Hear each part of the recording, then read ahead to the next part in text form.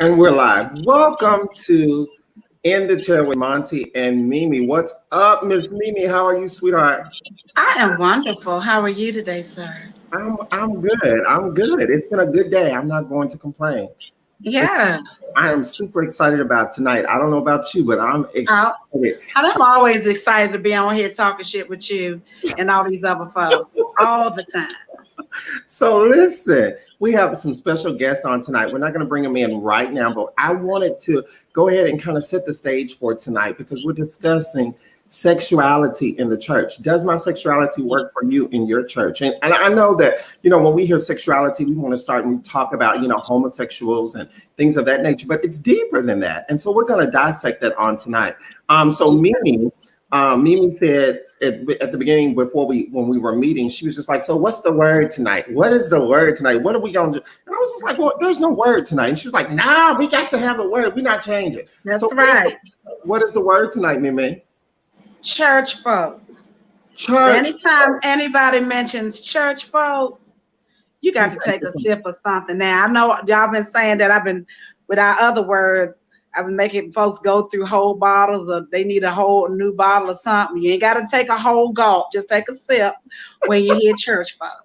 Okay. It depends on how much you got. Just conserve it. So what are you drinking tonight, Mimi? Tonight, I made a drink. Well, I made it up probably last year at the casino, but I just hadn't named it.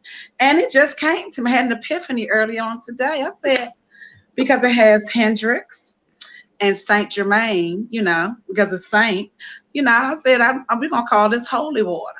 So that's what I was sipping on tonight. So you're drinking holy water. All right. Yes. So I have my drink here. So let me What are you drinking tonight? I am drinking sweet tea tonight. Yeah, sweet tea. Sweet tea. Listen, I've had a rough day. And listen, I was going to. You just said your day was good. It is good. But it was rough. Okay. It was a little rough, but it was good. So I do have a Majestic Mimi's cocktail in my refrigerator that I will bring out later on in the show. But I'm starting off with sweet tea. All right. Okay. It's all right. So I want to say, hey, Dana, Connie, Jacqueline, Linda, and Sandra. Welcome all of our guests. We're up to 25, 27 views right now. So we're doing good. I'm thankful. This has been a wonderful time being with Mimi. And so I want y'all to know to look out for some things. We did a big photo shoot yesterday. If y'all ain't looking at Mimi, honey, she's been posting these pictures. Listen, Mimi has been on it. She had on this leather yesterday. And she had this little boob top on with some heels on. You couldn't tell Mimi nothing. You normally can't tell me shit no damn way. But I was really, because what I did was to prepare for this shoot, I decided to go back and watch old episodes of Top Model so I can make sure I was smizing. Just like I just did right there. That's called a smize.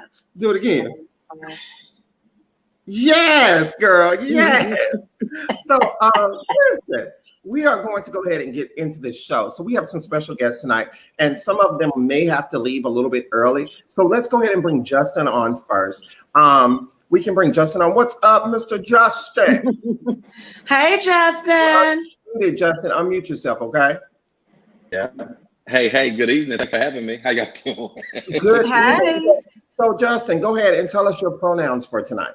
My pronouns are him and he, and that's going to be that for tonight. Amen. That's going to be that for tonight. So we're going to dissect Absolutely. who you are. We're going to dissect who you are a little bit later on, and you'll be able to tell us about who you are, okay? Absolutely. All right, so let's bring our next guest on. Next guest is Miss LaTanya. What's up, Miss LaTanya? Hey, LaTanya. Hey, guys. Welcome. Welcome to the show. So, LaTanya, tell us your pronouns for tonight. She and her. She and her. All right. So we're gonna. Yes, it's easy so far. Yeah. She talking about it's easy so far. Mm-hmm. So we're gonna be able to dissect who you actually are later on. All right. Our next guest tonight, we have Peter. What's up, Peter? Hey, what's going on? So I see your pronouns, but I want you to announce them for us on tonight. He, him, and his. He, him, and his. All right. Yes, Peter. She's talking about, yes, Peter. So let's have our next guest. What's up, Mahogany? Can Mahogany hear us? Unmute yourself, Mahogany. All right. What's up, Mahogany? What's up? What's up? Hey, Mahogany. I like that Can you name. hear me? Listen, y'all, Hi, Mahogany's what's my cousin. up? How She you is my cousin. doing? Super That's excited. wonderful. How are you? Oh, they got their own little conversation. That I What's going am. on? Listen, Mahogany's I'm just in- trying to make everybody that's feel warm and wonderful. welcome. That's all. All right. So, Mahogany, That's tell us it. your pronoun for tonight. No doubt. I think we're stuck. I think she's a little delayed. Well, you didn't Oh, ask okay. me about any pronouns in the beginning, so I didn't get any ready. Ah,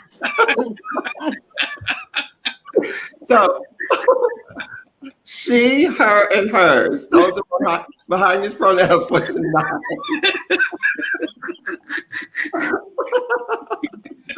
So, our next guest.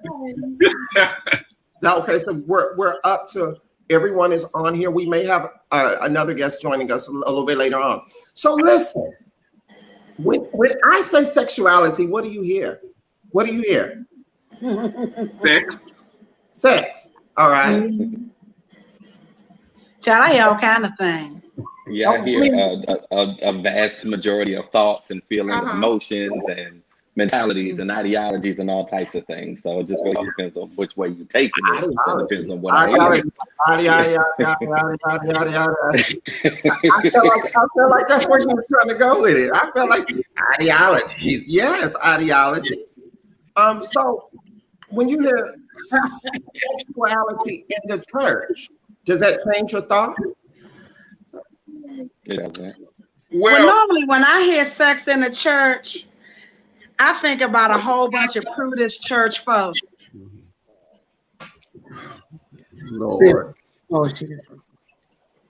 Look, she got started. Okay. Well, I did that, huh? That thing is good. That thing is good. So when we hear sexuality in the church, most times, and if we would let's venture back and let's go back to when we hear sexuality or homosexuals in the church. A lot of times people have grouped it all together as being homosexuals in the church. When they speak about sexuality in the church, it's usually a bad thing. And they talk about homosexuals in the church, and they put everybody in one group, and everybody does not represent as being a homosexual. right. There's bisexuality, there's lesbianism. If we're going to be real about it, I mean, so you can't group everybody into one melting pot and say that everybody falls into the same melting pot as homosexuality. But you know what? A lot of church folks, as soon as you say sex, they act like sex is bad. And it wouldn't be no other Christians if wasn't nobody in the church fucking. So it wouldn't be nobody else. That's what sex is great. And that's why it's so hard to stop. Because when you go to church, they say, well, if you ain't married, you can't. Hold on, let me take my sip so I can, we gotta do things in decency and order. That's what church folks say, right? Girl. Well, I'm sorry. Shit. I'm gonna take light. But what I'm saying is, they act like when you come to church, okay, you got to stop doing this, stop doing that, stop doing this, stop doing that. So it's like they want you to stop basically living. And from what I experienced when I first came to church many, many years ago, was it's like, okay, it was all these things that you couldn't do, and you had to stop having sex. But I was like, all of y'all old and that, you done had your damn fun, and now you married. So, when the hell did you stop? Like, let me come to God on my own. Why I got to stop doing everything? Let me ask Justin, does that mean that you stop having sex just because you find God? I don't, but I also think that it's a personal conviction. Some people don't have sex because that's their personal thing, right? I think really in a day and an age, and I honor what Mimi has said, because I think that was definitely one school of thought from way back then. And I think a lot of people, I'll say that, still serve the God of their grandmothers and their grandfathers, where that don't have sex thing is still very much a thing. But just coming to God doesn't mean that you stop having sex. That's something that you would do as a personal conviction or something, as a personal conviction or as something that you just choose not to do, because there are people who don't know God and still don't have sex. So tell us who you are, Justin. Tell us a little bit about you. I'm Justin. I'm minister pastor of a church, a virtual church at the present moment. I've grown up in church all my life, born and raised in church. So I definitely have a lot of, history in that, being able to kind of transition from what my grandmother and all of those other people taught to what I believe and what I feel comfortable doing or not doing. So yeah, we just talk. All right. So thank you. Mahogany. Amen. Question. Can you hear me, Mahogany? Are you good now? I don't know if she's stuck or not. So let me ask LaTanya. I want a female perspective right now. Does that mean that you stopped having sex, LaTanya, because you found God? Does that mean that you just lock it up? I didn't. Can you hear me better yet? I can hear you better now, Mahogany. Both of y'all can answer. Whoever can answer. One of the challenges that I had with church folk. Come on, I'm following Miss Mimi's footsteps. All right. One of the challenges that I personally had with church folk, I won't let you do it. they set these standards where there's a right and a wrong with church. Another challenge that I had was there was no honesty and no realness as it relates to coming to church, serving God, and being human, right? Because that's a part of human nature.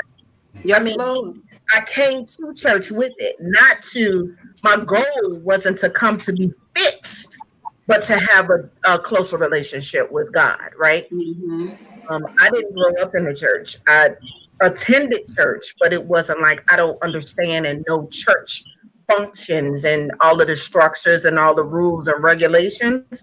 I just know God, period. So one of the things that I found, I came to church and they tried to fix me. It was like, well, I didn't think I was broken. And then where does it say it in the word that I needed to be fixed and that you were the one that's supposed to fix me? Right.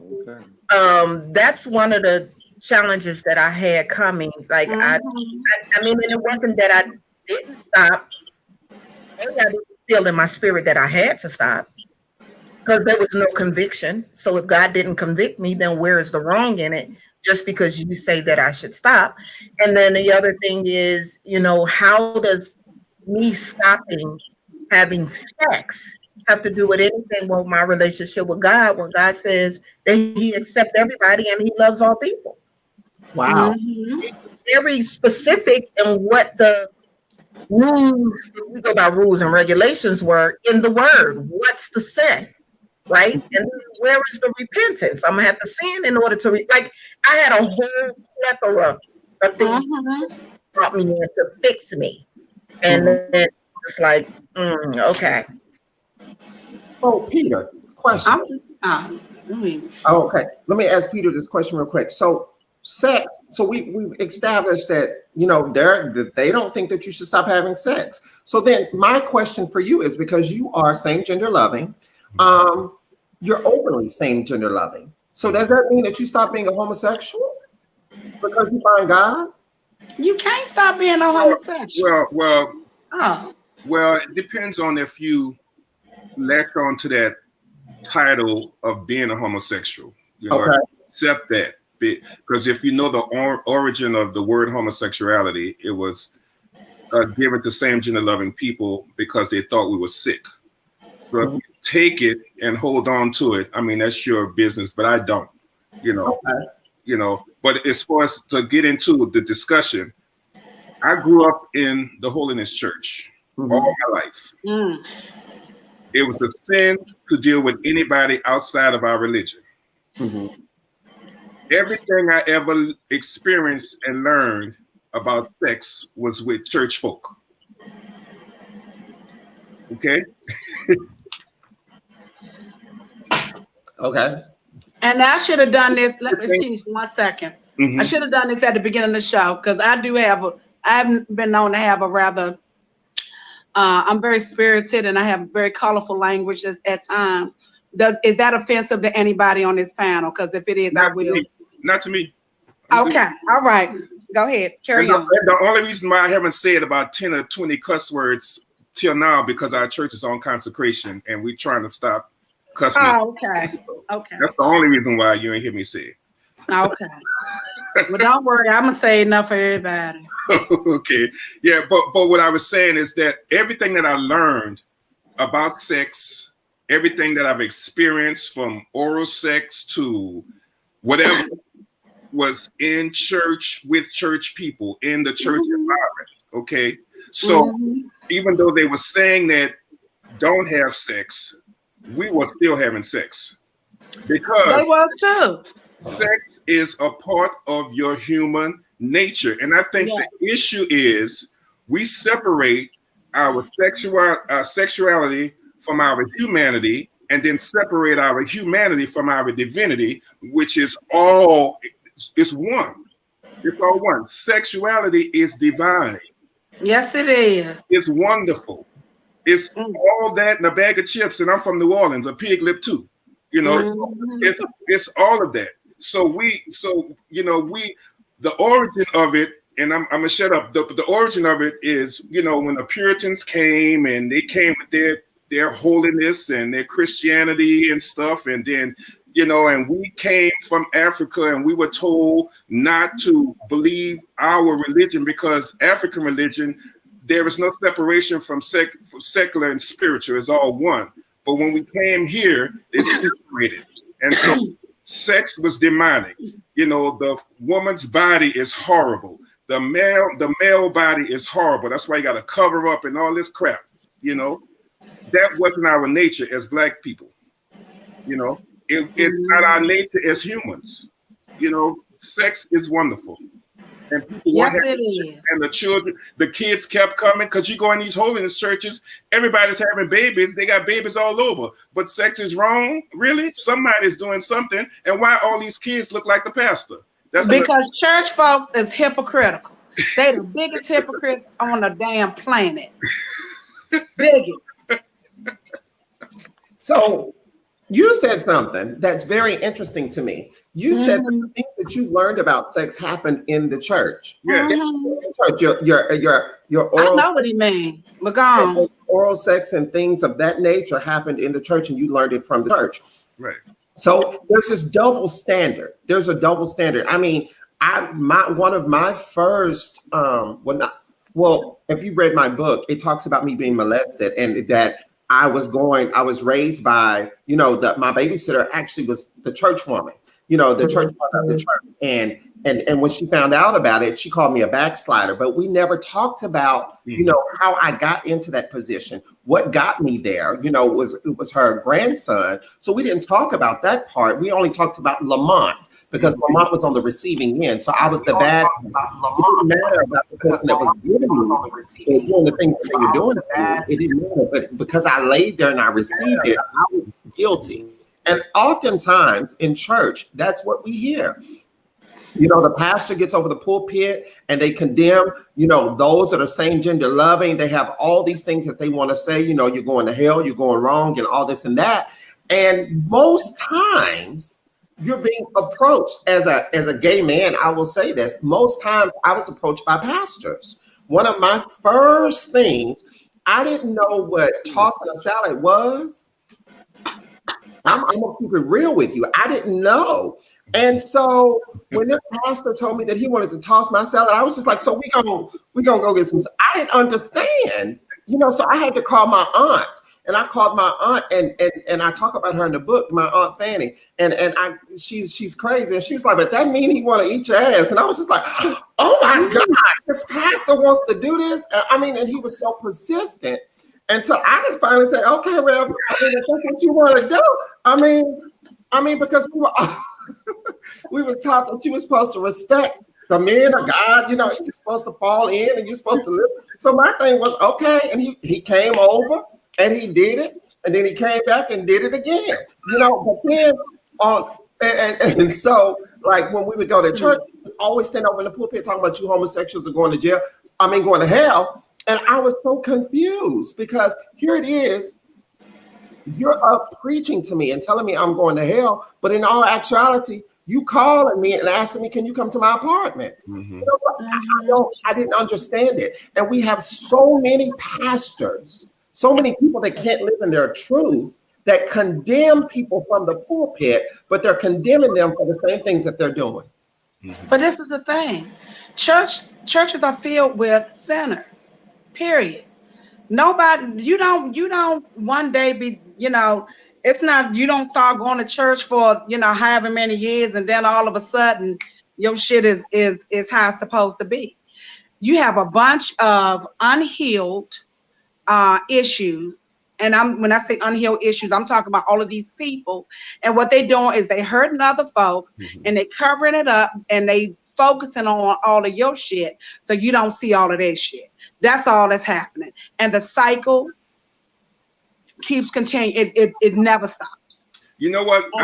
And when I say church folk, I'm talking about the ones that they the cookie cutters. They doing everything that they feel you're supposed to do. They got the biggest Bible, the biggest hat, longest skirt, and they always, they know all the scriptures, but they live in foul. So that's what I'm talking about, church folks. I'm not talking about people that just genuinely, have sought God for themselves and just trying to live the best they can. So that's I wanted to, that's when I say church folks, that's what I'm talking about. I'm talking about the fakers. Peter, what do you want to say? I think the biggest issue we have is how we look at humanity and calling human situations shit, or calling human situations issues when it's just human. There's nothing wrong with being human, and we're calling it, and it's I think it's from that teaching that we all filthy rags, undone, we all dirty, we're worms and all this kind of stuff, that we think that's how God looks at us. That's why we think that we need to go to church to get fixed, because we were taught that we were born broken. We're born into sin, shaping into iniquity and all that stuff. I push back because I don't believe God makes mistakes. The mistake that I make is I'm taking on what society is saying about me, and I'm thinking that's right, which no, it's not. I don't have shit. I don't have bad issues. It's just me as a human being learning how to maneuver myself in this journey. And that's it. And I'm doing the best that I can. And we learn as we go, and we grow as we learn. I want to kind of pick back up right quick, if that's okay. And this is just when we talk about, does my sexuality belong in the church? The definition of sexuality is the capacity for sexual feelings. Period. Period. That's it. And as Peter was speaking, when he said the separation of me being human and me being divine and me being, how are you going to separate my capacity for sexual feelings when we were created to have these feelings so that we can produce? I mean, and does that belong in a church? Absolutely. Because if you're saying that my capacity for sexual feelings don't belong in a church, you're saying that part of me don't belong in there. Right. Wow. You're telling me to come to the church. But unfortunately, that's how a lot of church folk feel. They feel like God, because I had me and my sister have different moms. Okay. And so she grew up, I think they were holiness as well. And there was a lot of people that I saw that was full of shit early on. And I remember because I was sexually abused from the ages of 4 to 10. Well, actually it's a little longer, but that was, the most traumatic. And I remember my sister, her mother, because she was one of those brought up, because the churches, they teach women there's something wrong with you if you don't have a husband. You got to purify yourself. You got to stop having sex without laying down with all these different men. You got to clean yourself up. So basically you can get this old dirty ass man to come and make you whole. And so my sister's mother's husband started to fondle her. Okay. And I remember my sister, she's just so screwed up mentally. It's a big difference with, you know, because my dad took care of my dad is great, but growing up in the house with my dad, you can see it's a big difference with she and I, with her capacity to take shit off of me, because she just wants a man. She just wants a male, not a man, at any cost. Okay. And I remember her telling me that, you know, because my dad married my mom, because she, you know, held on to that little vendetta that her mother had. She said, well, it happened to you. God spared me because I got favor. You know, he don't particularly care for you. That's why it happened to you. And I was just like, you funky bitch. I was like, really? But you got a lot of church folk that they'll make shit up in their head to, you know, you hear them say, well, favor ain't fair. And for a long time, they had me thinking that, I don't think that now, but for a long time, they had me thinking that God loves church folk more than he loved little old me. You know, but I mean, but you have a lot of people that they don't have very strong minds. And they think that, or they just don't know, you know, and they'll buy that shit that these church folk are selling. Justin, do me a favor. Address this. I want to hear your take on what Mimi just had to say. Yeah, you. That was for me. She's right. It happens.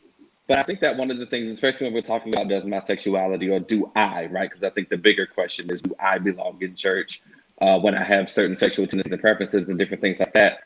I really think that the greater thing that we really have to start pushing for is relationship with God and not just church attendance, right? Because in that same way, it's like just because I go to Target, it doesn't work there. Right. And so just because I attend church, it doesn't mean that I have a relationship with God. And I think that for years, the lines have been blurred because we have a lot of church folk talking craziness. But those people talk crazy because they don't have an authentic and a genuine relationship with God. Right. I've been a part of the whole, you know, this happened to me, but it did happen to you. And, you know, you're the favorite one. I've been a part of that. But I really think that again, when we start recognizing and when we really come into full relationship with Christ, we don't look at it from the perspective of I'm better than you because it happened to you and not me. But we look at it from the perspective of the Lord knew that you would survive it and I may not have. So he gave it to you, right? It happened to you. You experienced that so that you could come out of it and then tell the story. Not it happened to you because I was favored, or you see what I'm saying? But I think that, again, we've got to start really identifying, do these people just attend church or do they have a real relationship with Christ? Because I think that I would like to believe, maybe this is my naivety, but I would like to believe people who have authentic relationships with the Lord do not behave in such a manner. But a lot of times what we see is church, we have people that just attend church. And so because they attend church, there's no changing of their heart. There's no enlightening of their perspective. There's no change and no transformation there. So they're still speaking from the place of I attend church. And I think that my attendance gives me a level up. Right now, becoming a elitist because I attend church, but there's really no change in my heart. But I'm attending all these years. I like that. Mahogany. Question. You know, being raised the way that we were raised in the church, you know, and whenever your cousin Lamont came out and, you know, he married a man, it was such a big shit. Look at her. Go ahead. Say it. Go ahead and say it, girl. I can't hear you. I still don't believe your ass had to come out. They didn't know. It wasn't. So then let's talk about that, Mimi. Yeah. I can't hear you, Mimi. I mean, Mahogany. Let's talk about that. Let's talk about it's not that they didn't know. And Rodney and I had this conversation. It's not that people don't know your sexuality. Just as long as you're not open to voice it in the church, they're not going to voice it. But the moment that you start living in your truth and people start picking up on characteristics, then it becomes a problem. You know, homosexuals People have are been offended by the truth. gay people have been in the church, lesbians have been in the church, bisexual people have been in the church. Yeah. Anybody got a good music department, we already know who's hitting that up. All the people have been in the church, but it's when we start voicing our truth and start living authentically is when people start having a problem who you are in the church. So it's not that the people didn't understand or didn't recognize who Lamont was, but it was when Lamont got that little extra step and started feeling himself and was just like, well, you know what? Pastor over here, he calling me. So now I'm supposed to really start doing what I'm doing. You know, it's all right. I'm seeing the pastor do it. He calling me. So he's telling me to go ahead and be free. And so when you start doing things of that nature, that's when it becomes a problem. And it's usually not everyone that has the problem because the church is so political. It's just one. It starts with one and the fire it grows from there. Oh, did you see how Lamont walked in? Did you see his hair? Did you see that he didn't start coloring his eyebrows in? Did you see that? Something wrong. We got to stop that because now he about to draw the attention to the children. And now the children go, and then the very first thing they say about a gay man in church, watch the children, y'all. Y'all watch the kids, because they coming out, Lord Jesus, don't let him go to the bathroom with the kids because he gonna try to do something to the kids. And a lot of times they need to watch the damn pastor. Because he done already got Lamont and on down. I mean, and so you have to look at the whole thing, how people are really, really, really structured. But that comes from traditional learning. That comes from traditional church. It comes from traditional church. Church folk need to stop putting their pastors up on a pedestal. They are not God. Your pastors are people. They put when I have some of my relatives that are they are heavy in the church culture, and they say, oh, you know who that is, you can't say that around them. I'm like, fuck them. I put my damn pants on one leg at a time the same way they ass do. They are not God. And God made me. He knew what the fuck I was going to say before I said it because he's God. So like, I think if more people had some fucking in their system, church folk wouldn't bother them so much. You're right. Because all of these people, it's a building full of fucked up ass people, and they're going to focus on your shit just so you don't focus on theirs. So, and that's what it is in a nutshell. Peter, let me just say this real quick, and I'm gonna let you talk. Okay. So Saturday, I was guilty, Mimi. Let me apologize to Mimi publicly. So I was doing the first lady, and Mimi was sitting in my chair, and she was just over there talking. And so the first lady was coming behind her, and Mimi was just like, "And look at your ass." I said, Mimi, she a first lady. I don't give a damn. This woman know who the fuck I am. How you doing, ma'am? I don't care. I'm sorry, but you're gonna be all right. First lady cuss too. She just don't do it around the church folk. But they cuss. A lot of them be at the bar. They just don't do it around church folk. See, I'm consistent. This the same bitch you gonna see in church, at the out, in Walmart, Target, wherever. I'm gonna be who I am. And that's the thing. Everybody wanna wear all these different fucking masks. And I've gotten to the point in my life where I'm free. It's a freedom with being who you are. I don't give a fuck who don't like me or who don't like what I say. Or I have one of my good friends, because she's very heavy in the church culture. And her parents, her father-in-law is a bishop, and her mother-in-law is a first lady. And we were out to eat. She said, why you got to cuss so much? I'm just like, shit, I'm just being me. A lot of times I like the way it tastes in my damn mouth. When I say certain shit, it tastes good. I mean, it's just a freedom to just be able to do and say what you want. Now I don't, and the thing is, I don't go around trying to hurt folks, you know. But I'm very honest. And the thing is, if you don't want to know, just don't ask. I ain't gonna volunteer it. Sometimes I will, but you know. But if you don't want to know, just don't ask. Peter, what did you want to say? Yeah, I want to speak on the issue you brought out about when you came out. They would say keep the young kids away from the gay man, or whatever. But statistics say that predators of children are heterosexual.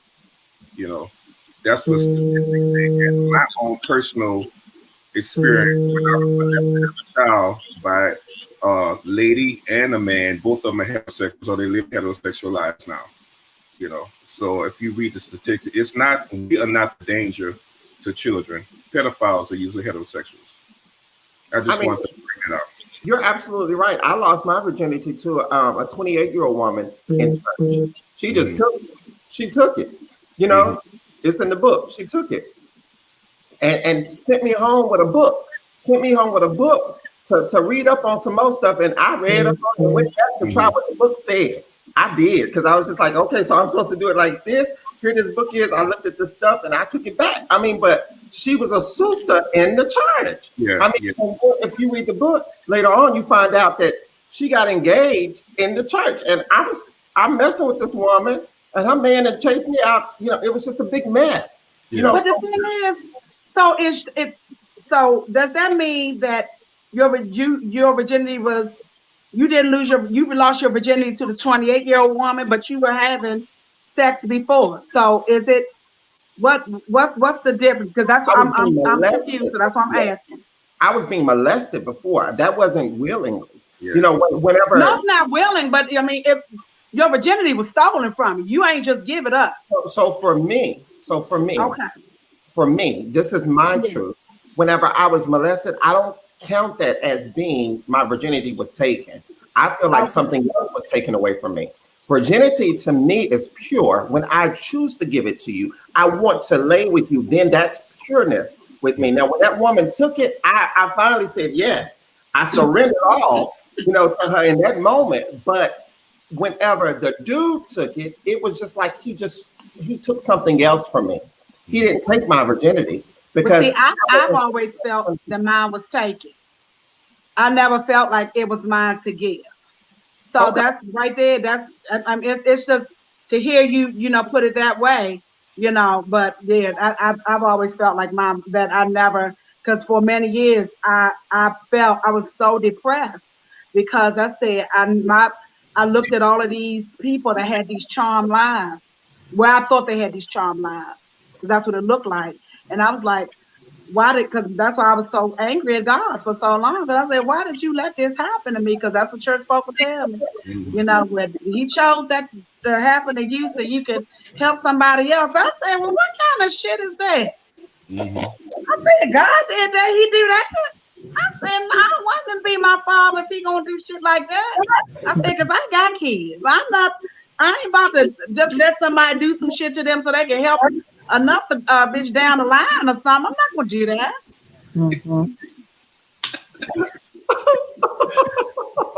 Latanya, help me out, girl. Help me out, Latanya. Somebody say something quick. One of the things Nobody got to say nothing quick. I want to kind of piggyback, and I hear what you're saying, Mimi, because I had the same question when Montee was speaking as it relates to giving my virginity versus it taken. I also think it's a male-female perspective because of how sex is, right? So for us, our virginity can be taken because we're the receiver. Right. Naturally, if you want to do it that way, right?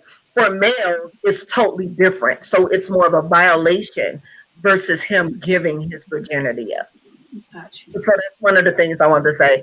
And then I also wanted to piggyback off of something you said, very key, that I have a problem with the church culture, and I love how you put it that way, is that they do portray, or they force on us that there are certain burdens that you are ordained to carry. that it's a part of your life and it's all for the plan of God. And well, God needs to write that in the book and let me know when I'm born so I'll know what I'm ready for. Mm-hmm. Some of that stuff, I be like, I just go to hell. I don't want to do that. Because this doesn't feel good. No. I'm hurting. I'm torn. I'm traumatized. Mhm. Yeah.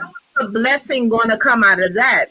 But and I don't care for when the church culture say that to justify the fact that I've been traumatized. Exactly. Because I wish more folks would just say. But the thing is, I don't know.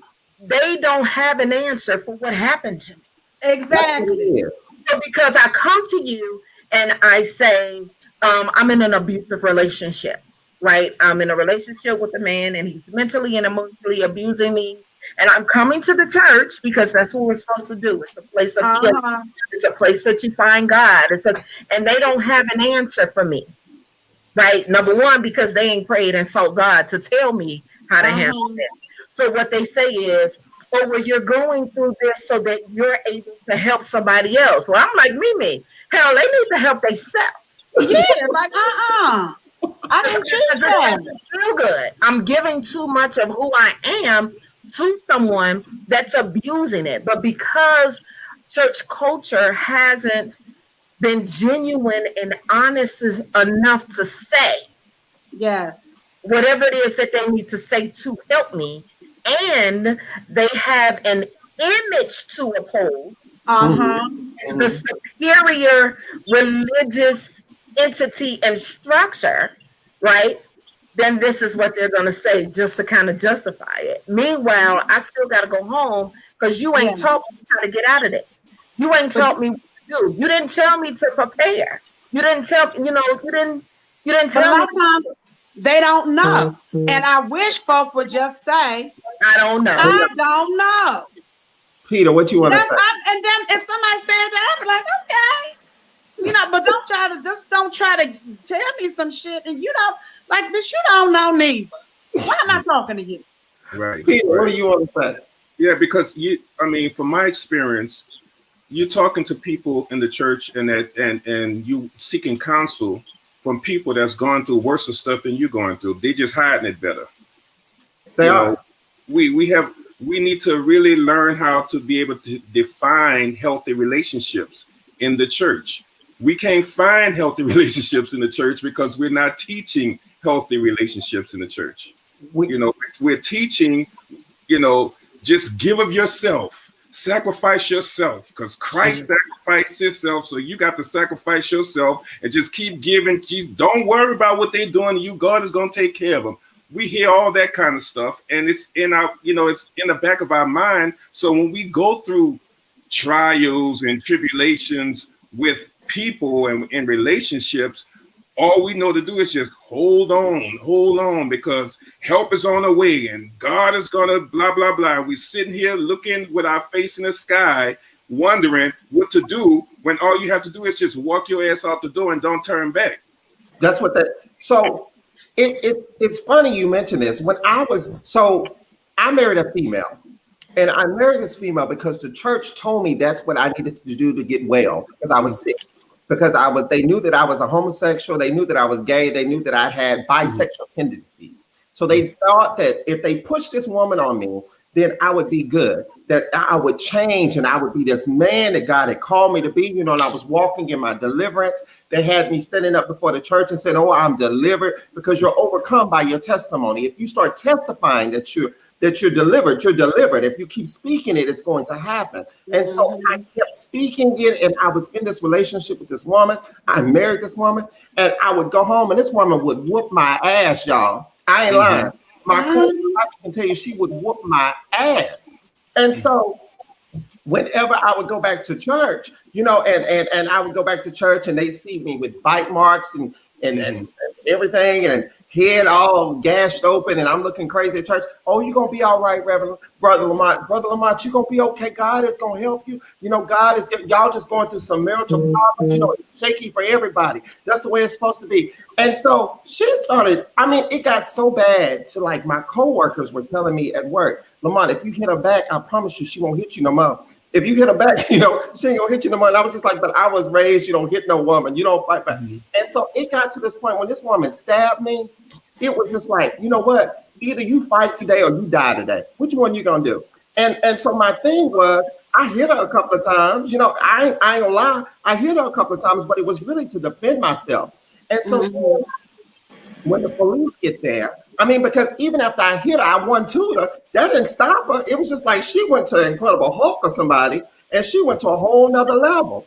And so she chased me down the street. And so whenever it finally came to a halt and she went to jail, you know, me being me, I went to church that Sunday.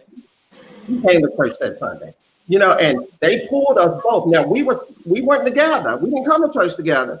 One of the mothers came and got her hand and got my hand and put us hand in hand at the altar. And they was all in the name of Jesus, heal God, heal. And you know, so here it was me, you know, and I'm thinking, okay, so this was supposed to happen. Okay, so this is okay. That was not healthy. That was not healthy.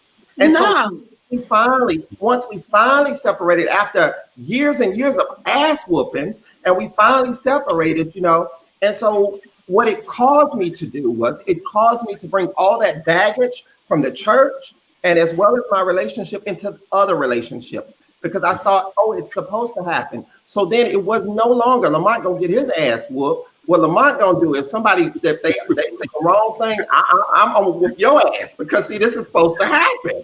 You know, it's supposed to happen like this because I was in the church. And so after I whoop your ass, we're gonna go to the altar and we're gonna tell the Lord we sorry, and then we're gonna go home and I'm gonna whoop your ass again. You know, because that was a traditional learning. That's the way we're programmed in the church, because nobody will have those honest conversations and sit down and talk about it. And so when me and Jacoby started having our problems and we went to counseling, the woman asked me, she was a reverend, she said, so why do you think that that's okay? Why did you think that that was okay to hit him? Jacoby's never hit me, I hit him. But she said, why did you think that was okay? And I told her that story. She said, oh, no. We have to break that cycle. And it was until then when she told me no, and she said, you can't go around doing that. And so then I thought about it. My daddy, he never really hit my mom, but he was verbally abusive to my mother. I know other relatives that had abusive relationships in the church. So then I started breaking that cycle in my own head. And so then it caused me to say, oh, I ain't got to take this. And he don't have to take this. And so then we had an honest conversation, Jacoby and I, and it was just like, you know what, we'll never disrespect each other like that. Before we go there, we'll leave each other. And so like, even now that we're going through a divorce, it's not because of abuse. It's just because that we've come to a point to where we've grown apart and he has a road that he has to travel. I have a road that I have to travel. Now, the church will not tell you that that's okay. The church won't tell you that that's okay. They'll tell you that you need to go back and pray because what God puts together, no man can put asunder. No. That's the problem. God ain't put a lot of that stuff together. A lot of times you ask and you done stalk that damn person down, you done wore their ass down, and they just said, fuck it, yes. And now you white knuckling and trying to hold some shit together that wasn't meant to be together. You know, I agree. It ain't supposed to be that damn hard. It ain't supposed to be that hard. We're okay now. You know, I'm okay. We're okay with the separation and I'm good with the divorce because that means that I can grow and go where I need to go and he can grow where he needs to go. And it's okay. It's okay. And when the church is honest enough to say it's okay for a breakup, it's okay. But it's how you recover from the breakup. That's what they don't tell you. That's what they don't tell you. That's what the church. That's because they don't know, because they in some shit they don't want to be in. And everybody got side chicks and side dudes. Because they got to keep up them appearances. They got to wear that hat and amen at the right time and shout at 10:15 every Sunday morning. You know, every Sunday morning. And it's all about appearances. But a lot of times they can't tell you because they don't fucking know. And the sad thing is they don't know that they don't know. Can you hear us, Mahogany? Yes. I want to get your voice. Can you say something? Let me see if I can hear you. Take your earphones out. Unplug your headphones. Unplug your headphones. I just don't want Mahogany to be on here and not be able to say nothing. Baby, I love you. I don't know what's going on. I love you, girl. So LaTanya, let me just say this. I want to know from a female's perspective. When you're in church, and I grew up in a time where we had a purity class. I don't know if y'all can relate to the purity class. Yeah. So let me explain what a purity class was. And we were all members of the purity class. Purity class meant that you were a virgin. You were a virgin. That meant that you had sold yourself out to God as a teenager, and you was willing just to follow, and you was live a saved life and everything. Living that damn life. We got it. We was not that. Mahogany can tell you, we was cussing and we were doing everything we wanted to do in the purity class. And stuff sneaking off. We would go to these hotels and we'd sneak out when our mamas went to sleep and everything. And we'd get in their cars and drive off and try to find a club to go to. We did all kinds of stuff. But as a woman, LaTanya, and growing up in the church, what were you taught about your sexuality? Nothing. Nothing. The only thing we was taught was don't fornicate. You know, the whole thing. If you fornicate, save yourself to marriage. And I'm 50 and still ain't married. I've still been kind of saving myself.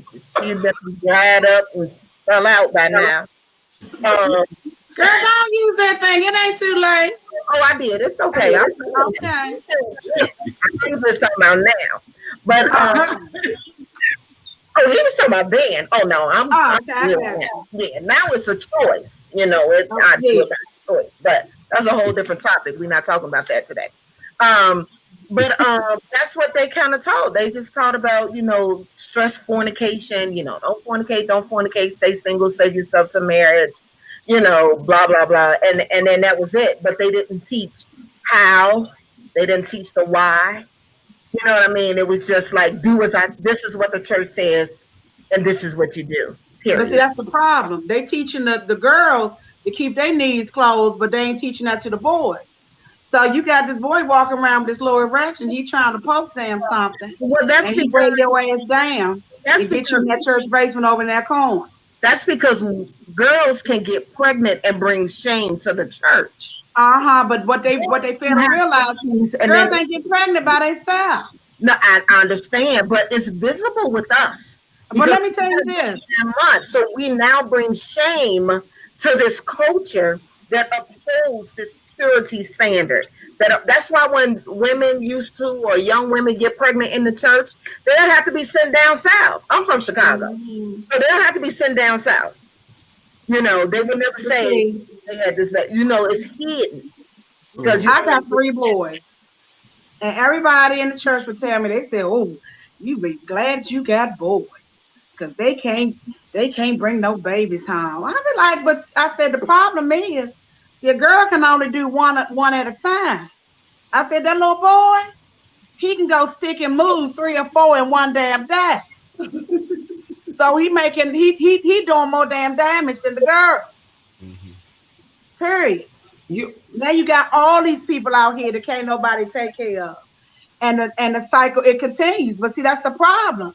Nobody is honest. They don't say that they was fucking when they was, you know, and when they was a teenage. They just not honest about nothing. Everybody is living a lie. And that's the biggest problem that I have with church folk. Everybody living a lie. They act like they don't go through shit. They act like they ain't never done nothing.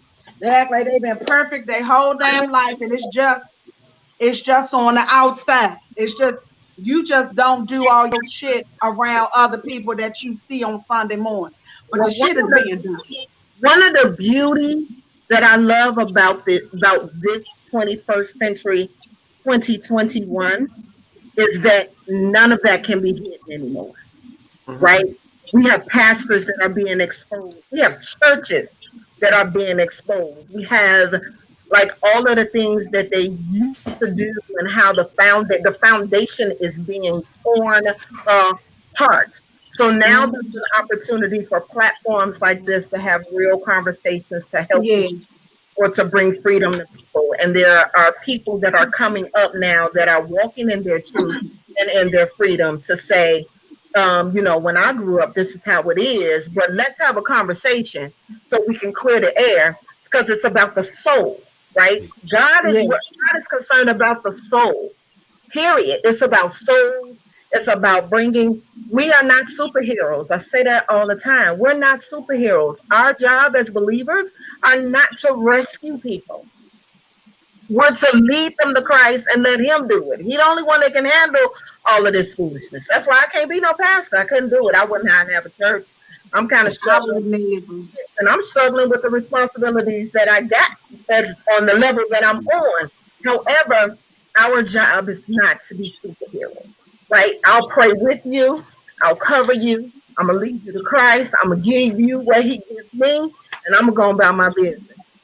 So, Justin, but you know, part of the problem as well is the Bible is one big contradiction. You got it saying one thing here, and it say the opposite thing there. And it's like, which one is right? And, you know, they always say, well, to know him, to know him, you got to know him, love him, and serve him. I don't fucking know him, because what am I reading? That's what's been rewritten and rewritten and rewritten, and people done inserted their own agendas. You know, so we don't know. I mean, if you're going to say going by this book. So that's a whole nother conversation that I had a pastor be able to touch that. Yeah, and I asked questions. Y'all already, you can already get a sense of when I go to I go just like this, and they always, I got to pray for her. Call me. I got some for you. Call me. I surely will, because I got lots of questions. I see Peter going up. Peter, 1 second, because Justin has to get off in 3 minutes. He has 3 minutes, and he has to go to prayer. He's saved for real. Not saying that we're not saved on that thing. That's just a little joke. So he has prayer at 9 o'clock. So before you go, Justin, I want you to just to touch on what you've heard tonight and leave us with something. Okay. It's been a lot. And I'm sure there'll be a little bit after I leave, but I think again, it's really about, and I want to speak to a little bit of what Amy just said. I'll be a couple minutes late for prayer if I need to.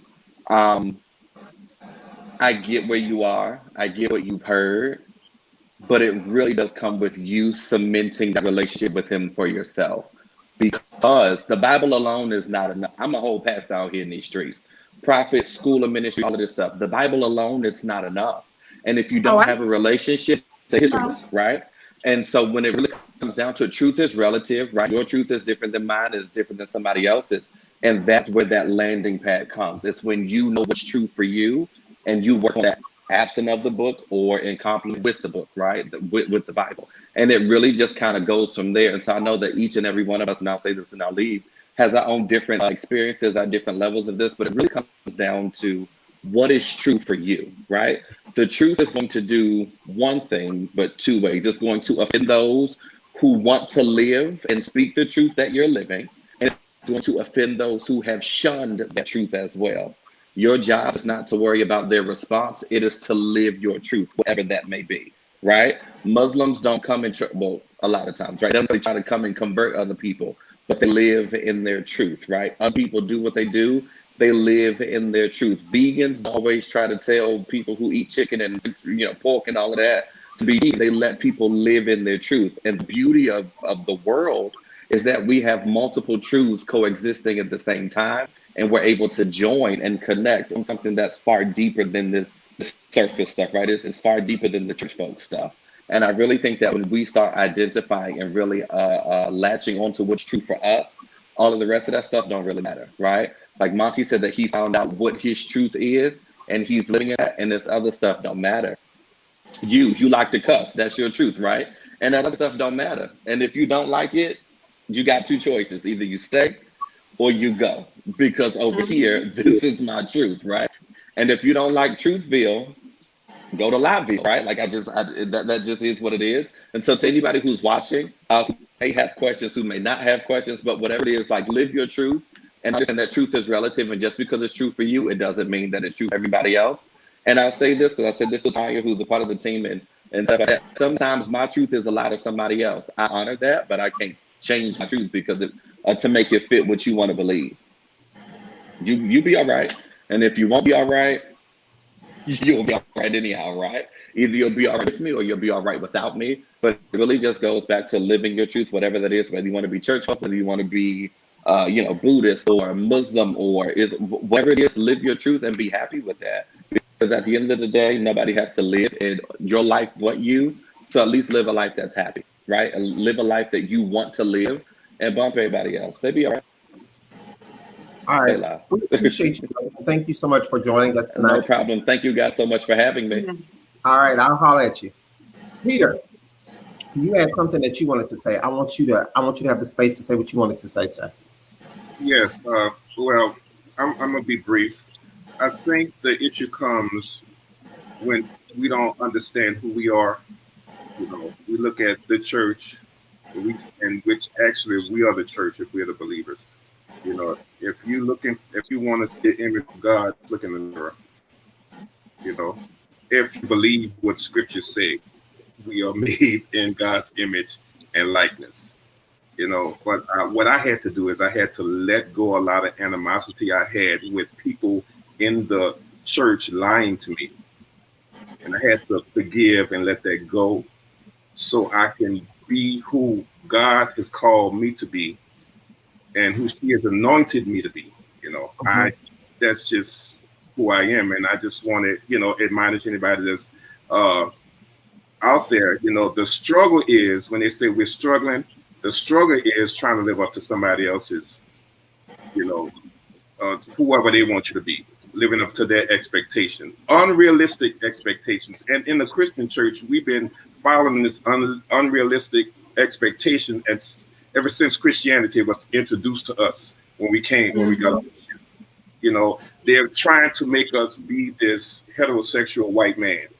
With none of us can be that, at least on this Zoom call, but just know who you are and know who God is. And when you want to see God, I just tell anybody, if you want to get close to God, look in the mirror, love yourself, love God's creation. God created you, love you, as the prophet RuPaul said, if you can't love yourself, how you going to love somebody else? That's right. Period. Yes, folks, church folk, they do all kind of stuff, and a lot of times they're upset because they feel like you're getting away with stuff that they wanted to get away with. That's all. I used to tell them all the time. They would say, "You going to hell?" I said, "Well, you know what?" I said, "When you get to heaven, you know what's gonna happen?" And they say, "What?" I said, "I'm gonna be standing right there," and I'll be like, "See, you could have did some more shit, but you chose to live how the fuck you want to live, so now you mad." You mad, and that's what that's about. I was in a class I was in a religious study class at Medgar Evers where I attend, and one of my cohorts asked me, when I gave them my belief on what they call eternal salvation and all this kind of stuff that they fighting over now, who's going to heaven, who's going to hell, does God love everybody, or blah blah blah, and I gave her my my interpretation of that. And so they asked me, so you believe that people do whatever they want to do and still go to heaven? And my question was, well, what do you want to do? Because we are all in here supposed to be believers. What do you want to do? So why don't you go ahead on and be free and do what you want to do? Don't get mad at me because I will come here and I will talk about my husband, my life, how wonderful life is, and you mad at me saying, well, I don't agree with gay sex. So I say, well, don't have gay sex. Yeah, exactly. But don't be mad at me because of who I am. And I just like you can talk about your life, I have the freedom to talk about my life and talk about how God is blessing us and how we are anointed to do a work for God. This same God that y'all claim ownership. You cannot claim ownership on God. God is for everyone if you believe in God. You know. I think people forget that judgment is also a sin. Mm-hmm.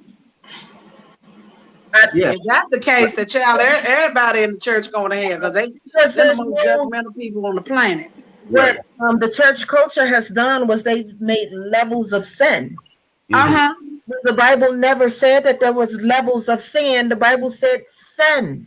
And then the Bible also says too much is given, much is required. Right. Which means that I had a conversation with Justin, who's also my mentor. Okay. And we had these deep conversations. We was like, sinners sin. That's what they're supposed to do. Like, and how are we going to judge or give levels to something that is just sin? Right. So I agree with that until they start fucking with kids. That take it to another level for me. I think that's different. Yeah, but then, you know, that's a whole different topic about mental health in the church. That's a whole different topic. That's a crime you're talking about, Mimi. No, absolutely. That's a crime. But see, that's the thing. That's committed a whole crime.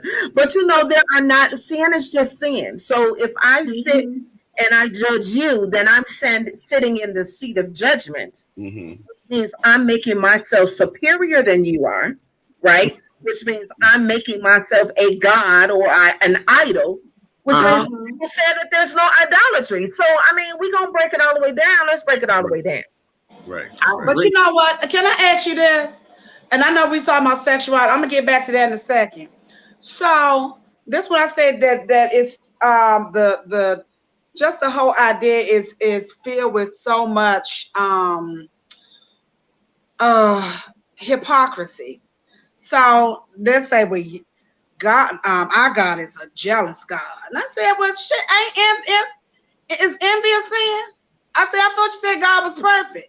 And I'm not trying to pick stuff apart, but it's just like, just certain things that we say, it just sounds, and I say we, but I'm talking about them. It just sounds stupid. But there's stupid as hell. There's a difference between being envy and of jealous, right? I'm a life coach, so I always like to get the definition of things so that we're all on. Because I thought it was the sign. I break it down, right? So if we do that part, then there's a definition. There's a difference between being envious, and it's also a difference between being jealousy, and then there's a difference between coveting, right? Because one thing leads to another. So, and then you said something about the Bible kind of contradicting itself, and I know I'm gonna say this and then get back because we'll probably go off topic. We also have to do that all the time, Chad. when you study the Bible, the Bible speaks to that time and era that thing took place. Right. So just like COVID happened in 2020. And then we had the terrorists on the Capitol in 2021. Right. You know what I mean? So the Bible speaks about that time and era. So when we read it, we also have to take into consideration what is happening due to that time and what message did God want to get across to the people at that time.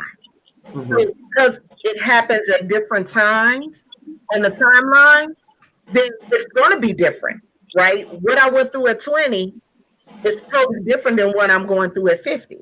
But it's the same me. But according to the Bible, slavery was okay. And I was like, there's different definitions of slavery. It's totally different definition. Yeah. It wasn't talking about the type of slavery that African Americans experienced. Right. The Bible talks about slavery where a person could work for certain years and then they're free. They're paying off a debt. Yeah, that's what they're talking about. It's not talking about. Well, that ain't slavery. That's working. That's exactly right. But they taught us that was slavery. Yeah. Right. But that word is in the Bible. Yeah, that word is slave. Obey your slave masters, and you have pastors that preach on that today. Right. Obey those that have rule over. And that was the last day I went to church. Right. You know, you're right. And what I want to say after LaTanya spoke, you got the look at the bias of the writer in these books of the Bible. But that's what I've been saying for a long time. And everybody and a lot of church folks say, that's that ain't what it meant. And I'm just like, look, I said, and I will always tell them, we can all read the same text. And because we are all individuals and we all have our own minds. I like to think that we're all going to get a different meaning. So it doesn't mean that mine is wrong. It's just different from yours. It's different. Right. It's different. Everybody has different lens. I have a tendency, if I'm going to hear about Abraham and Isaac, I'm going to ask the question, well, what the hell happened to Hagar and Ishmael? So you tell me Abraham was a deadbeat dad? Got rid of his kids? Basically, was. So it goes back to exogene and isogene the text. When you isogene the text, that means that I'm making it relevant for me. I'm defining it how I want to see it. But exogene means that you dig deeper up under the text to really understand what it's really talking about. So it's all the thing is, how do we know? Because none of us there. So you reading all this shit that other people don't. That's what I'm saying. You reading all this shit that other people don't vote, and you don't know if they was lying too. It's written. But that's why just because it's written does not mean it's true. That's so why that's what I say. That's why relationship is so important, and I'm gonna make it as I can because it just came to me. Your relationship with Montee is tight. Right? He knows you. I don't. Right. I could come on here and be like, "Damn, she a bitch." Yeah, and you know what I was saying? It depends on your age. And I understand that, but I'm just saying it's just like that perception. Right. Now that I'm on here long, I've been on here with you for an hour and 12 minutes. Yeah. I'm getting to understand that this just me. Right. Yeah. Now we have a form of interaction and relationship, right? That's the same thing you have to have with God outside of church. Oh, absolutely. I have that now. But I say this. And you don't have to explain that to nobody. Right. Personal. That's the treasure and the beauty of having that oneness with the Father. I don't have to explain my relationship to nobody because guess what? You weren't there when I was homeless. Right. You weren't when I was in an abusive relationship. You didn't see my mind when I prayed and cried all night. Then all of a sudden it was this peace. And that spirit voice saying, listen, I got you. I mean, I don't have to ever explain that because that's personal. That's my intimacy with him. Right, when we talk about intimacy. So because I do the things that I do and who I am today and how I portray and speak, and as we talk about this topic that we're talking about, I am confident in that thing. And I am knowing in that thing because of this. It has nothing. I did not grow up in the church. All I knew was God. I didn't either. You know what I'm saying? So but it wasn't church. But I don't know the whole ins and out and the structures and all that. That doesn't make sense. I can't comprehend all of that.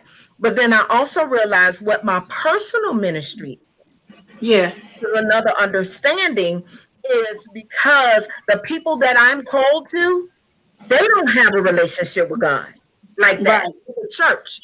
So I have to be able to display, just as Peter said, I have to be able to display and represent the kingdom as a church to those that need to know God.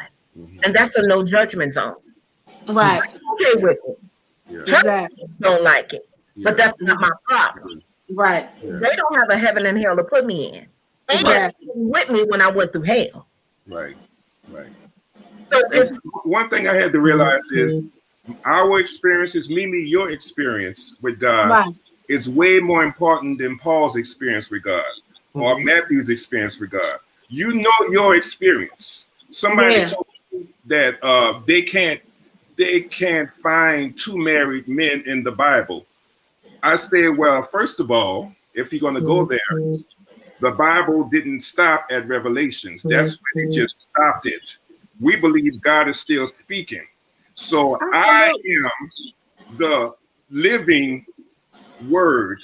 I am the living proof. So one day somebody's going to write about me 100 years from now. Yeah. You know, so my experience, that's what I go on. Okay, Right. I don't know about David and Jonathan. They say, but they talk about rumors about them. I don't know. I don't know about these other ones, Naomi and all these other people that they talk about, saying that they may have been lesbians or whatever. I don't care. I don't need their affirmation to be who I am. I don't need to see two married men in the Bible for me to be who I am. Because Right. you know why? I live with a married man. I'm a married man. We see each other. This is our experience. And Right. you know, so is what it is, you know. And then there are other things that I can read, you know, like James Baldwin, you know, and Langston Hughes and all these other people, you know, Right. that I can see that I look at as holy sacred texts myself. You know, Right. the Bible is not the end all. If we believe that God is yet speaking and God is I totally agree. right. I totally agree. I think that also what we have to look at is with God still speaking, like you said, that we have to look at the examples that are before us now. Yeah. The examples that are before us now. Mimi, you often go back and you often say that Obama is like the man for you. He's just like the man. He's like a unicorn. You call Obama a unicorn. And sometimes it takes us to see a person, to see God in the person. So look past the person, what God is doing through that person. It's an experience that we have with one another. I've often said about you that being around you has strengthened me to be more real with myself. Oh, wow. It caused me to see that there's something on the inside of me that I was lacking because I was not able to be authentic. And before we really started the show and I really got on the show, you wouldn't find that I would cuss or say things because I didn't want people to look at the Reverend Lamont and say, oh, Reverend Lamont was cussing. He went to seminary and he get up there and he pray and shout in church and hoop and holler and cussing. But why did I feel like that? Because that was what I learned in church. That was putting that mask on and hiding who I truly am. When in all actuality, God honors our authenticity. All of it. Yes. All of us. Yes. So when you can be your whole self, this was cussing Mimi that can call herself a Christian and cuss somebody out, yet still give. God giver, and you possess all the qualities of a Christian. Really, it's because people don't talk about what Christians really are. We're supposed to give as God gave. I've never seen somebody like you that would give the last. You will give your last. And so you are a Christian. You are showing God, and you may be the only God that somebody can see. Right. The only God that somebody can see. And so what you have to do is continue to let your light shine. Never let anybody try to put a damper on your life, and be yourself. I'm learning, and I hate that it has taken me to be 43 years old for me to be as free as I am now. I've never been as free as I am now because I let others hold me back. But it's some that's in their 80s that still ain't free. So 43, you doing good. I'm doing real good, and I'm happy to be free. You know, I have my days. However, we all do. Just like the song says, we fall down, but we get back up. I get back up daily. And it's not because I fall down because of society, but I still have not changed my own way of thinking. We have to change our own way of thinking. We are our worst critics and we are our worst enemies. Absolutely. Because we have allowed others to speak death into our lives. We've allowed others to speak negativity in our lives. We've allowed the church, as Mimi said, the church folks to dictate who we really are. And in all actuality, they have no heaven or no hell to put us in. It's up to us to be free in who you are. If you believe God called you to cuss everybody out, then so be it, Mimi. That's your calling. That ain't mine. That's yours. No, I don't cuss everybody. You know that. But you know what? Let me tell you this. While you just said that I helped you to, coming to yourself, just be your authentic self. I'm gonna tell you, you didn't help me, and I didn't even realize this until that's why I text you yesterday. I know this off topic, everybody, but I gotta say it because if not, I'll forget. You know. But when I text you, thank you. Mm-hmm. When I say I am unapologetically myself, and I'm grateful that I am. You know, and I love me. But I didn't realize when we were doing that photo shoot, I had a little anxiety before we did the photo shoot because I am, when it comes to my persona, I realize I'm a bit of a control freak. And I normally only show my face. Mm-hmm. Now, mind you, I love everything about me. You know, I'm a big girl. I love everything about me. I've never tried to hide that, but I realized that I didn't like taking full shots of my whole body because on the camera, it showed me something different from what I saw when I looked at me in the mirror. And you don't even realize that when you did that yesterday, I ain't gonna do this. You helped me so much just with how I was just like, you know what? I said, I can't worry about how other people see me. This is how I see me. And when you take this picture, they're going to see what the fuck they going to see. You know, they might see the way I see it. They might not. Oh, well. But I was so grateful in that moment. You didn't even realize it. That was like that one part of me that you know, that was kind of bound up. And now I done let that thing go, child. I'm just ready to show the world, you know, everything. Not everything, Mimi. You can't show them no, all. But you know what I mean. Not everything, because I'm a lady. You know, I cuss a lot, but I am a lady. Listen. I want you all to know tonight that you have blessed me. You have really, really blessed me. There have been some things that have come out tonight that I hope that people that are watching will sit down and they will really, really think, you know, where did I go wrong? Or what did I listen to that still has me bound? Yeah. You know, because there's some things that we're still carrying from when we were raised up as children that we're still carrying with us. And we are still carrying it around with us because it's kind of like one of those things like, that's all I know. That's all, but that's not it. That's not it, baby. It gets bigger and it gets better. It gets bigger and it gets better because God wants you to have all of it. All of it. And oftentimes we are, as much as I love my mother, if I would have listened to everything that my mama told me about life, I would not be where I am now. Had I listened to everything that Linda told me about what life should be for me, I would never have children. I wouldn't live the way that I live. I would still be in Pampa, Texas, probably up under her.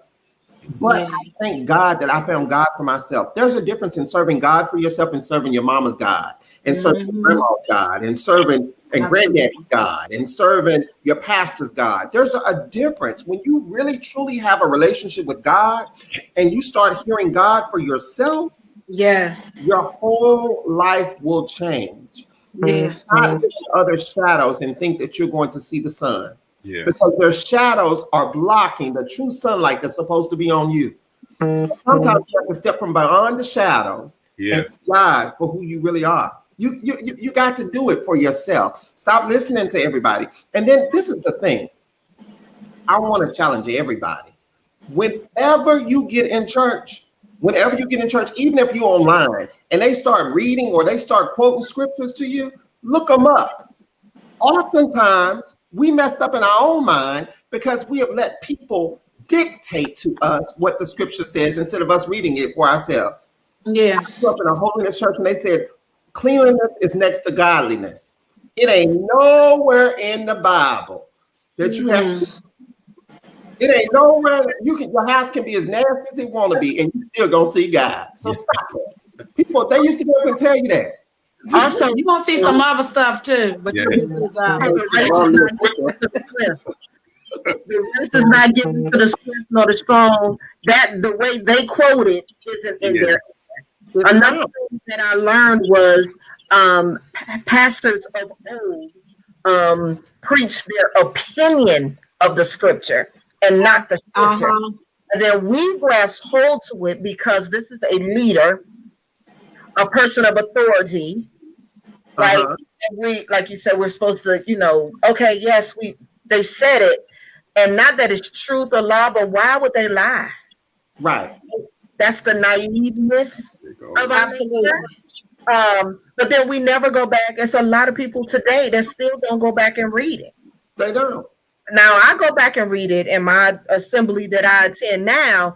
I say, you know what? When you say, right, because I don't say church because that's a whole topic. That's a whole other thing. Assembly, because and I say, you know what? When you said X, Y, and Z, this is what you said, but this is also what I got. And so now there's a deeper dialogue, and then there's a deeper, because I've read it for myself, and then here come the revelation that God had revealed to me on the very same thing. Yeah. And then it's like, and then he often says, oh, I didn't see that. No, because it was given to me. Right? Reading it for yourself to just say, and then the way that I process things is totally different, because I take into consideration the why and what was going on during that time. And just like Peter said, people don't realize, you read the King James Version, King James was actually worse than Hitler. And it's a lot of stuff that he left out intentionally. Because my question was, we got a whole book of the whole New Testament. You mean to tell me Jesus ain't had nothing to say to the people?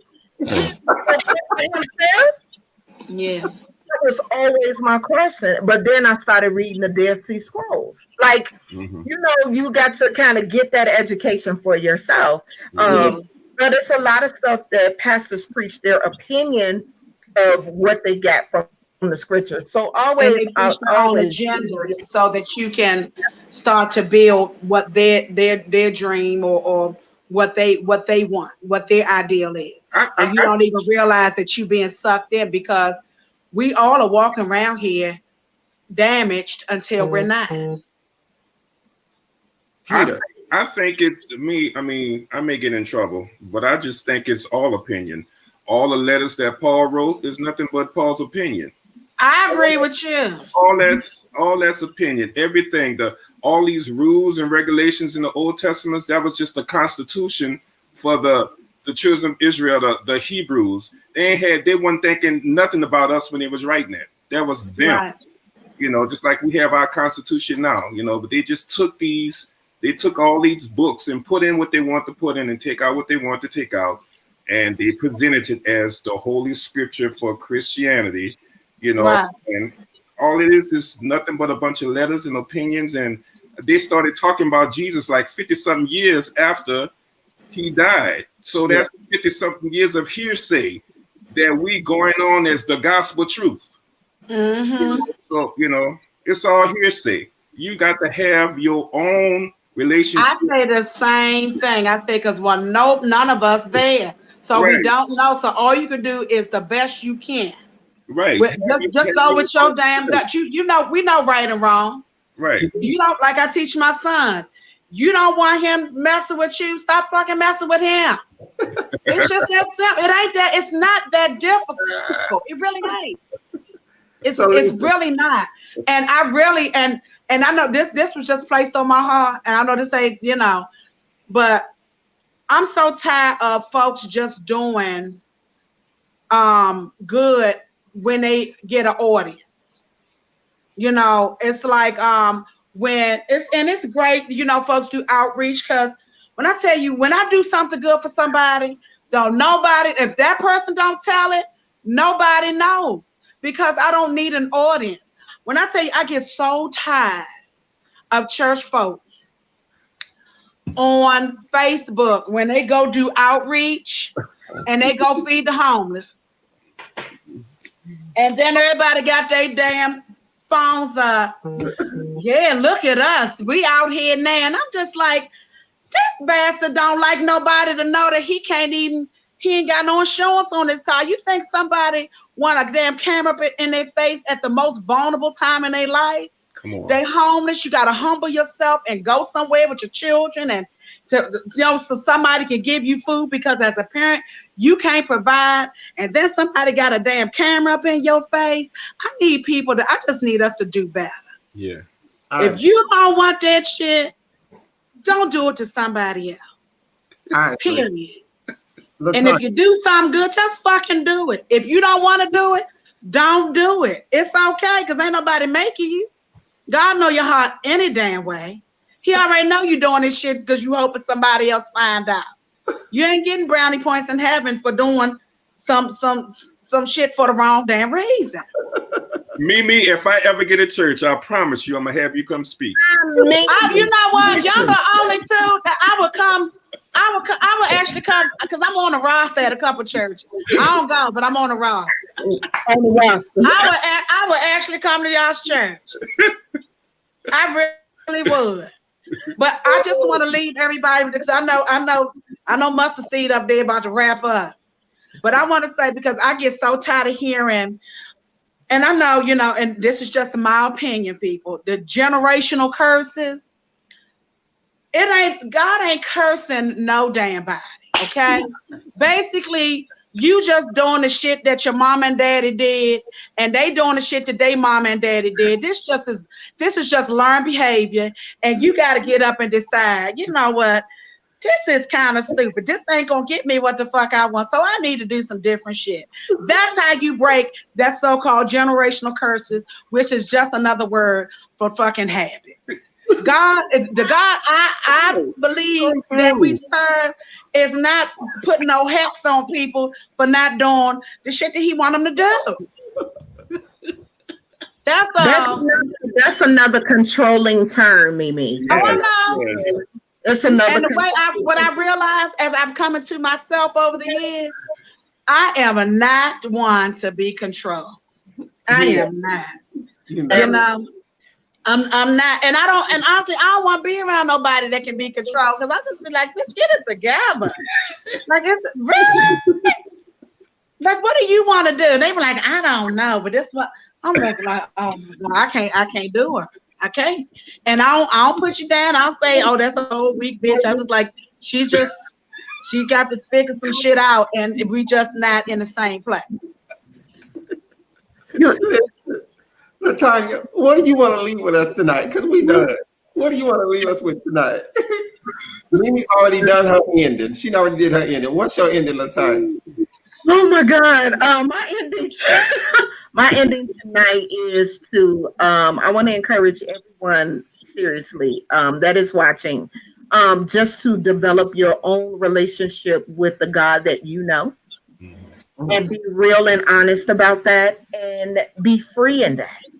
Yes. And that's where your confidence and your boldness will come from. I like it. Peter, what you want to leave everybody with? Just know who you are. Know who you are created to be, and do everything you got to do to tap into what's already been given you.